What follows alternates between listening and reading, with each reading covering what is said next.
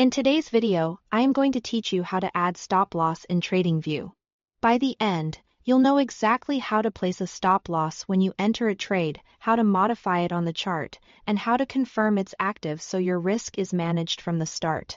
First, open your chart and hover your cursor near the current price.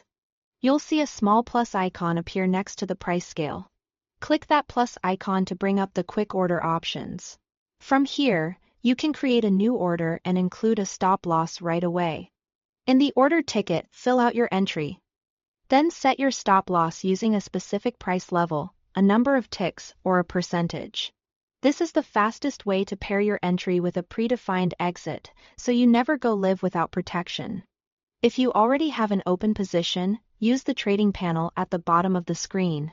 Connect to your supported broker if you haven't already. Then find your open position in the Positions or Orders tab.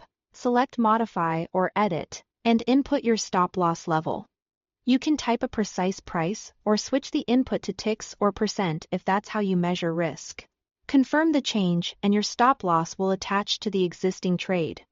On the chart, Tradingview shows stop losses as a red dashed line. This visual confirmation is important. If you see the red dashed line at the correct price, your stop is set. If it isn't there, it isn't active. You can also adjust the stop directly on the chart.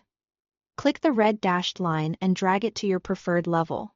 Release to set and confirm the update if prompted. This drag and drop workflow is great for responding quickly to new price action without digging through menus. Before you place any order, define your risk.